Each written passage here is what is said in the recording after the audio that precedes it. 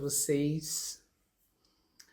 Eu estou aqui para dar prosseguimento à série Altas Habilidades e Superdotação. E a gente entrou agora numa fase de conclusões, que eu estou optando de trazer com base na minha experiência, que descobriu tardiamente que sou superdotada. O fato de eu ser terapeuta traz com essa descoberta uma série de questões para mim. Até porque eu trabalho com isso há 40 anos, atendendo crianças, adolescentes e adultos uma vida inteira, e esse componente de dotação não necessariamente era um critério imprescindível nos meus atendimentos. Mas eu sempre olhei muito para essa questão dos talentos. Eu sempre prestei muita atenção, principalmente nos adolescentes e nos jovens, em razão do fato deles estarem numa reta final de escolha profissional, e sempre prestei muita atenção nas crianças a título de que, curiosamente, eu pudesse perceber o que cada criança traz na sua história, com a sua forma, com o seu jeito, né? E que algumas tendências naquela criança, no jeito de ser, que estão começando ali a desabrochar, como que cada criança, né, se manifestava. Porque o pai chega, ou a mãe, ou os dois, trazem sintomas para mim como psicóloga, e ali eu passo a estar com aquela criança e com aquele adolescente, e então ali o tempo inteiro eu estou de olho muito vivo, né, em todo comportamento, em todos os posicionamentos, em tudo que elas dizem. Então, todo o meu trabalho é sempre muito voltado a olhar para eles, e sempre foi. E eu olho para eles, embora não atenda mais crianças, porque é lá que tudo começa. E eu dizia isso no vídeo passado, e eu vou repetir. Com experiência de superdotação tardia, né, como uma testemunha que sou de mim mesma, um dos pontos conclusivos mais relevantes é o fato de que quanta coisa pode ser cuidada, poupada, prevenida, né? Se desde pequenos os adultos que optam pela paternidade e pela maternidade entendam o quanto essas criaturas precisam ser vistas com atenção.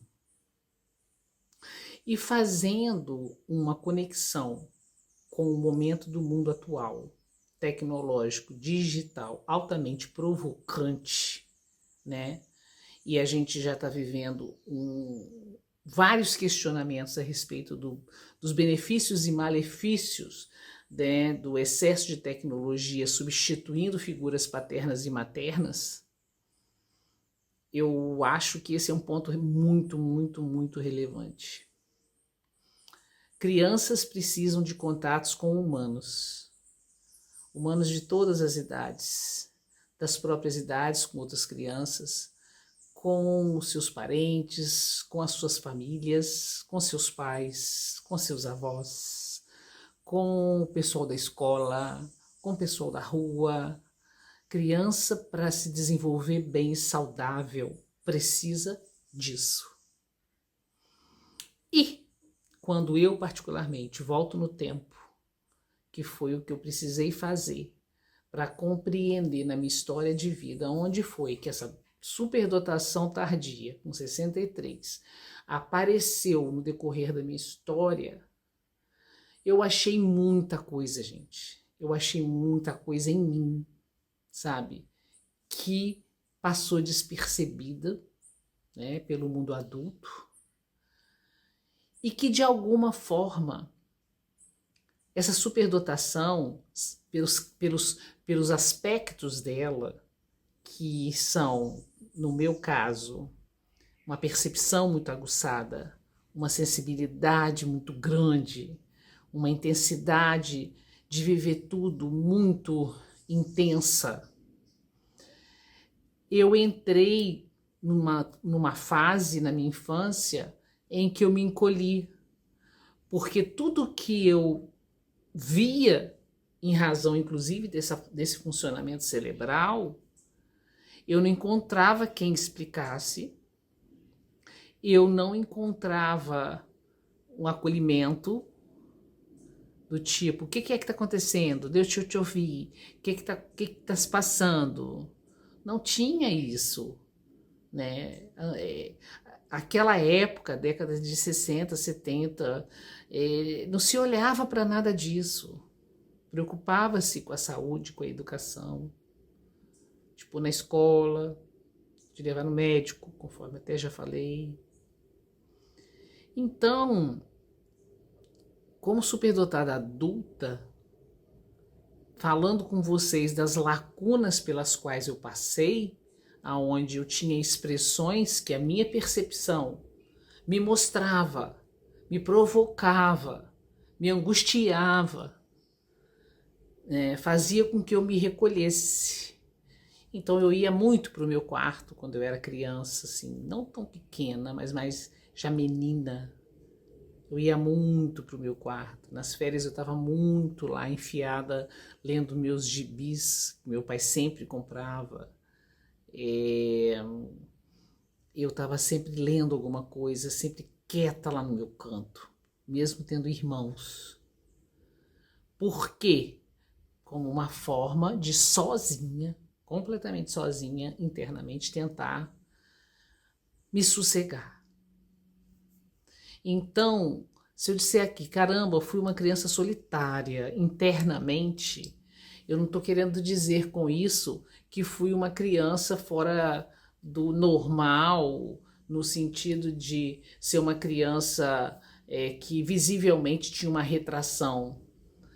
Eu própria comigo mesma que ia e tinha necessidade de ir para os meus cantos, ficar mais quieta, porque a quantidade de coisa que eu absorvia da vida, dentro da minha casa, dentro da escola, nos meios que eu vivia, era tanta coisa, eu não sei se vocês sabem, sabe? Estima-se que um cérebro de superdotado funciona 400 quilômetros por hora. É muita coisa. E eu nunca tive mente agitada. Tipo assim, eu sempre fiz várias coisas, mas assim, eu não tenho essa coisa da mente agitada, não. Eu tenho inúmeros canais de absorver um monte de coisa, de perceber um monte de coisa, e eu não encontrava validação, eu não encontrava explicação, eu não encontrava razão, e muito pelo contrário, sabe? Passava batido muitas vezes, e muitas vezes recebi sim críticas, recebi reprimendas, recebi você é boba, você é muito chorona, você é muito barra de saia. Eu me sentia diferente no meio das outras crianças.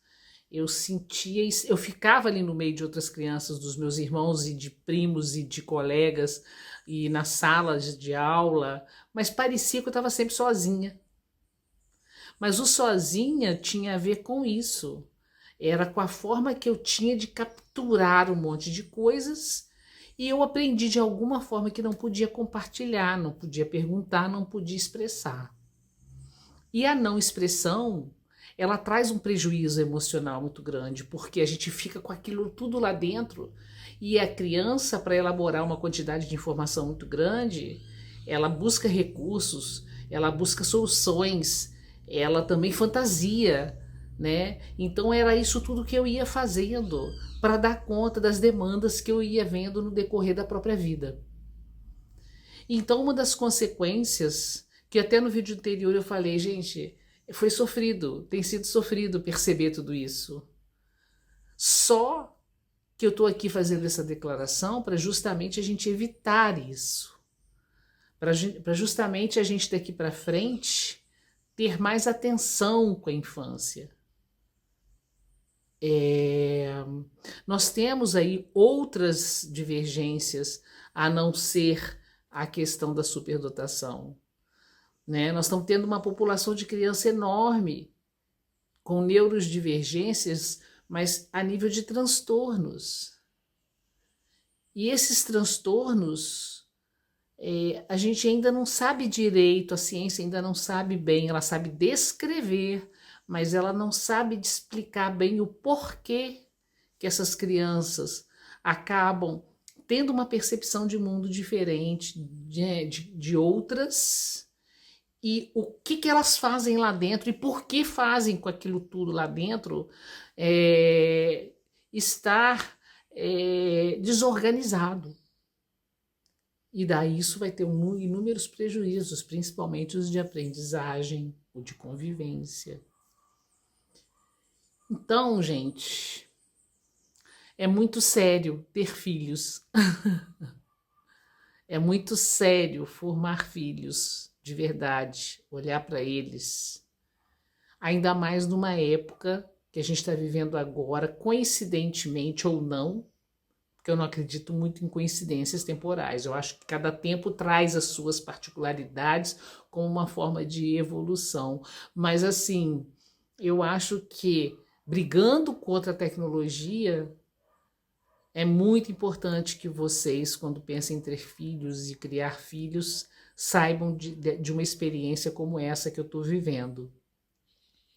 De voltar na Simoninha, depois que descobriu que é superdotada e adulta, já avançada, de voltar lá na Simoninha e ver na Simoninha, no decorrer de toda a infância, na Simone menina, na Simone moça, na Simone que entrou na vida de começar a ser mulher, um monte de coisa, mas muita coisa mesmo, que tinha a ver com a minha natureza, com a minha percepção de vida e mundo, que era muito específica.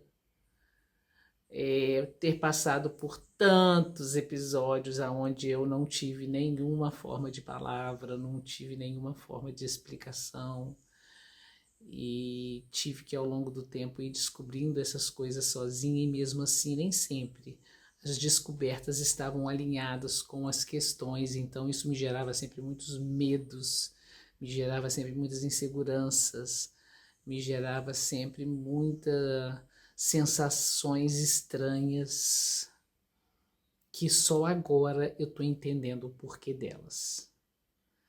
Não sei se ficou um vídeo esquisito, mas se ficou esquisito não tem problema, porque o processo que eu tô vivendo, conclusivamente, agora nós estamos na fase das conclusões, é um processo muito esquisito, tá? Para todos nós adultos que tomamos ciência de que a gente tem uma mente diferente, ampla, sensível, com um certo poder de capturação da realidade diferente, intenso. É esquisito mesmo, igual o vídeo de hoje. Tá bom? É a conclusão desse vídeo e a gente vai continuar.